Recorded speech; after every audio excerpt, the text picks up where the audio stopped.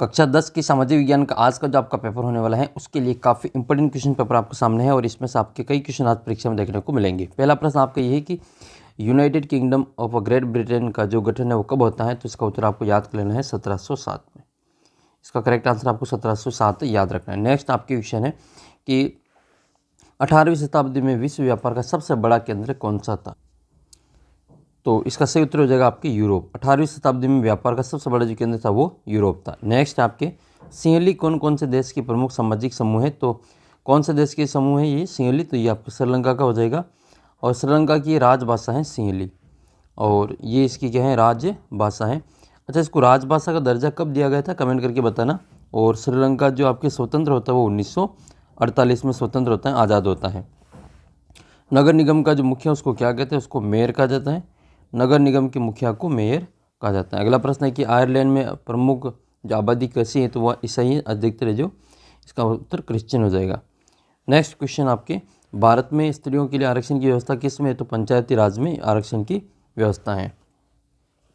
अगला प्रश्न है कि मानव विकास सूचकांक की गणना किस संगठन के द्वारा की जाती है, तो यूएनडीपी के द्वारा की जाती है, United Nation development programme UNDP, संयुक्त राष्ट्र विकास कार्यक्रम।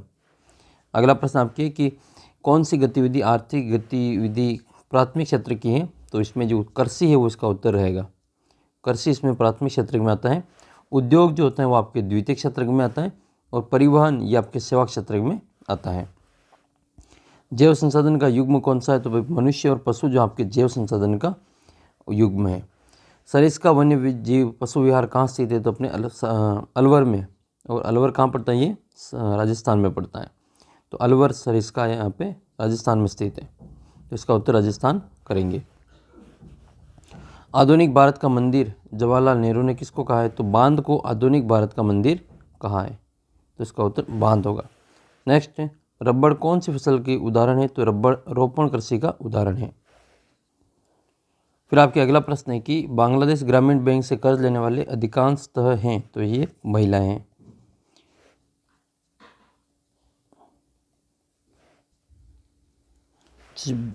ग्रामीण बैंक के संस्थापक कौन थे, जिनको जो शांति का नोबेल पुरस्कार दिया गया था। नेक्स्ट आपके अंतर्राष्ट्रीय व्यापार को उदार बनाने का ध्येय रखने वाला संगठन कौन सा है, तो ये हो जाएगा WTO वर्ल्ड ट्रेड ऑर्गेनाइजेशन, जिसको अपन हिंदी में विश्व व्यापार संगठन कहते हैं। भारत में जनगणना कितने वर्षों में होती है, तो प्रत्येक 10 वर्ष में जो जनगणना होती है। दबाव समूह और आंदोलन से लोकतंत्र की जड़ें कैसी होती है, तो जो लोकतंत्र की जो जड़ें होती है वो मजबूत होती हैं दबाव समूह से। नेक्स्ट है अगला प्रश्न है कि नेक्स्ट क्वेश्चन है फ्रांस की क्रांति जुलाई में हुई थी, तो रिक्त स्थान की पूर्ति करनी है, तो 1830 में हुई थी। फ्रांस की क्रांति 1830 में हुई थी। नेक्स्ट है ब्रिटेन में 18वीं सदी में मक्का पर आयात पर लगी पाबंदी को किस नाम से जाना जाता था, तो मक्का पर लगी आयात पर पाबंदी को कार्न लॉ के नाम से जाना जाता था, तो इसका उत्तर करेंगे कार्न लॉ। फिर आपके अगला प्रश्न है कि बेल्जियम के पड़ोसी देश कौन कौन से, तो बेल्जियम के पड़ोसी देश है फ्रांस, जर्मनी और नीदरलैंड। बेल्जियम की राजधानी क्या है, तो ब्रुसेल्स जो है वो बेल्जियम की राजधानी है, जहाँ पर यूरोपीय संघ का मुख्यालय है। राज्य सूची के 2 विषय के नाम बताइए, तो पुलिस और सार्वजनिक स्वास्थ्य और स्वास्थ्य जो है राज्य सूची के 2 विषय हैं। वैसे तो इसमें जो टोटल 61 विषय शामिल है, इसमें से आपको 2 विषय के नाम आपको ऐसे याद रखना है। नेक्स्ट क्वेश्चन है आपके समरूप समाज से आप क्या समझते हैं, तो समरूप समाज का मतलब एक ऐसी सामाजिक व्यवस्था से है जहाँ पर अधिकांश सदस्य समान संस्कृति, जातीय, धार्मिक और भाषाई पृष्ठभूमि को साझा करते हैं और जिससे कि लोगों के बीच एकता और सामंजस्य की भावना प्रबल होती है। इसको अपन समरूप समाज कहते हैं। जैसे उदाहरण के लिए जापान है, कोरिया है, स्वीडन है, नॉर्वे है, ये सभी जो समरूप समाज के उदाहरण हैं। नेक्स्ट क्वेश्चन है निरंकुशवाद का अर्थ क्या है, निरंकुशवाद का अर्थ क्या है, तो निरंकुशवाद का मतलब ऐसी सरकारी शासन व्यवस्था से जिसमें सत्ता पर किसी भी प्रकार का कोई अंकुश ना हो, उसको अपन निरंकुशवाद सरकार कहते हैं। नेक्स्ट क्वेश्चन आपके इसमें हिंद स्वराज पुस्तक के लेखक कौन है, तो हिंद स्वराज पुस्तक के जो लेखक है वो महात्मा गांधी है। महात्मा गांधी ने जो हिंद स्वराज पुस्तक का लेखन किया था। भारत में करेंसी नोट कौन जारी करता है, तो reserve bank of India. Reserve bank of India जिसको अपन शॉर्ट में RBI कहते हैं, तो भारतीय रिजर्व बैंक जो है वो करेंसी नोट जारी करता है। अगला प्रश्न है कि मुद्रा को विनिमय का माध्यम क्यों कहा गया है। तो भाई मुद्रा के माध्यम से वस्तुओं और सेवाओं का लेन देन सुविधाजनक और सरल हो जाता है, इसलिए मुद्रा को विनिमय का माध्यम कहा गया है। अगला प्रश्न है कि बहुराष्ट्रीय कंपनियां किसको कहते हैं। ऐसी कंपनी जिनका व्यापार 2 या 2 से अधिक देशों में होता है उसको अपन बहुराष्ट्रीय कंपनी कहते हैं। जैसे कि एक रेनिबेक्सी कंपनी है जो कि दवाइयाँ बनाती हैं, जैसे कि टाटा मोटर्स हैं जो वाहनों का उत्पादन करती हैं, प्रोडक्शन करती हैं, जैसे कि कोका कोला है, जैसे कि हिंदुस्तान यूनिलीवर लिमिटेड है, अमेरिका की फोर्ड मोटर्स हैं, ये सभी बहुराष्ट्रीय कंपनियां हैं। अगला प्रश्न है कि टांका का उपयोग बताइए। तो टांका जो है वो पश्चिमी राजस्थान में जो मरुस्थलीय जिले हैं उनमें जल संरक्षण का एक महत्वपूर्ण जल स्रोत है।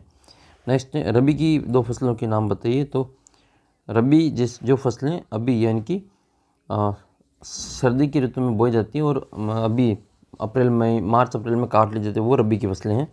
जैसे इसका उत्तर हो जाएगा आपके गेहूँ, चना, मटर, जौ, ठीक है, सरसों, ये सभी क्या हो जाएंगे आपके रबी की फसलों के उदाहरण हैं। फिर कुछ बड़े क्वेश्चन वो हम देख सकते हैं। सामाजिक विज्ञान के विद्यार्थी के रूप में सत्ता की साझेदारी से आप क्या समझते हैं। गठबंधन की सरकार किसको कहा जाता है। जो कोलिशन की जो गवर्नमेंट होती है उसके बारे में। और नारीवाद आंदोलन से आप क्या समझते हैं। सबसे पहला जो नारीवादी आंदोलन हुआ था वो अमेरिका में हुआ था। फिर चंपारण में गांधी जी ने किसानों को क्या प्रेरणा दी। रेशम मार्ग शुल्क रूट जो था वो क्या था। इसके अलावा प्रति व्यक्ति आय को परिभाषित करना है। और नेक्स्ट है इसमें आरक्षित वन क्या होते हैं और बहुउद्देशीय परियोजनाओं के 4 लाभ। इसके अलावा अगला प्रश्न है कि कार्बनिक कृषि को किसानों का मित्र क्यों कहा जाता है। और भारत में मिलने वाली मिट्टी का वर्णन कीजिए। वैश्वीकरण और इसको संभव बनाने के कारक बताइए। दबाव समूह राजनीतिक आंदोलन राजनीति पर कैसे डालते हैं, वर्णन करना है। और फिर इसके बाद में इम्पोर्टेंट क्वेश्चन है भारतीय अर्थव्यवस्था पर असहयोग आंदोलन का प्रभाव कैसे पड़ा, व्याख्या करनी है। या फिर सविनय अवज्ञा आंदोलन के कारण बताना है।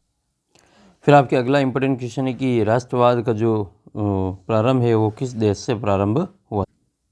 तो राष्ट्रवाद की शुरुआत होती है वो फ्रांस से इसकी शुरुआत होती है। फ्रांस की क्रांति से इसकी शुरुआत होती है। नेक्स्ट आपकी 18वीं शताब्दी में विश्व व्यापार का सबसे बड़ा केंद्र यूरोप था। और महामदी जो है वो किस वर्ष प्रारंभ हुई थी। तो 1929 इसका उत्तर रहेगा। तो महामदी 1929 इसका उत्तर रहेगा। नेक्स्ट क्वेश्चन है तुलसीदास जी द्वारा रचित रामचरितमानस का प्रथम मुद्रित संस्करण कहाँ से प्रकाशित हुआ था। तो इसका उत्तर हो जाएगा आपके कलकत्ता से हुआ था। पंजाब केसरी का जो प्रकाशन है वो बाल गंगाधर तिलक ने किया था। और किस राज्य में लाल पीली मृदा पाई जाती हैं। राजस्थान, गुजरात, मध्य प्रदेश और उड़ीसा। तो इसका उत्तर हो जाएगा आपके उड़ीसा। नेक्स्ट क्वेश्चन फिर आपके इनमें से कौन सी एक रबी की फसल है। तो रबी की जो फसल है वो आपके चना हो जाएगा इसमें। अगला प्रश्न है कि बेल्जियम किस महाद्वीप का एक छोटा सा देश है। तो बेल्जियम जो एक यूरोप महाद्वीप का छोटा सा देश है और इसकी राजधानी ब्रुसेल्स है। नेक्स्ट है भारत में राष्ट्रीय स्तर पर जो मान्यता प्राप्त दलों की संख्या कितनी है। तो इसका उत्तर करेंगे इसमें 7। नेक्स्ट है भारत में दलीय व्यवस्था कैसी है। तो भारत में बहुदलीय व्यवस्था है। भारत की जो दलीय व्यवस्था वो बहुदलीय व्यवस्था है। एक दलीय व्यवस्था ये चीन में और द्विदलीय व्यवस्था अमेरिका में और ग्रेट ब्रिटेन में है। अगला प्रश्न है कि कौन सा आर्थिक गतिविधि क्षेत्र में तृतीय क्षेत्र में शामिल नहीं है। तो तृतीय क्षेत्र में जो है वो ये मधुमक्खी पालन है वो तृतीय क्षेत्र में नहीं आता है। बाकी बैंकिंग, अध्यापन और परिवहन ये तीनों सेवा क्षेत्र भी कहा जाता है और ये तृतीय क्षेत्र में आते हैं। नेक्स्ट है औद्योगिक क्षेत्र को कहा जाता है तो उसको द्वितीय क्षेत्र कहा जाता है। अगला प्रश्न है कि ऋण की शर्तों के अंतर्गत आता है तो ब्याज की दर, समर्थक या ऋणादार, आवश्यक कागजात और भुगतान के तरीके। तो उपरोक्त सभी इसका उत्तर रहेगा। भारत में मुद्रा जारी करने का कार्य कौन करता है। तो भाई reserve bank of India RBI करता है। भारत में प्रतिवर्ष राष्ट्रीय उपभोक्ता दिवस कब मनाया जाता है। तो ये 24 दिसंबर को मनाया जाता है। नेक्स्ट आपके रिक्त स्थान का प्रश्न है कि भारत में आने के बाद गांधी जी ने कई स्थानों पर कौन सा आंदोलन चलाया था। तो इसका उत्तर हो जाएगा इन्होंने सत्याग्रह आंदोलन चलाया था। नेक्स्ट है पेरियार बाघ रिजर्व किस राज्य में। तो पेरियार केरल में स्थित है। नेक्स्ट क्वेश्चन है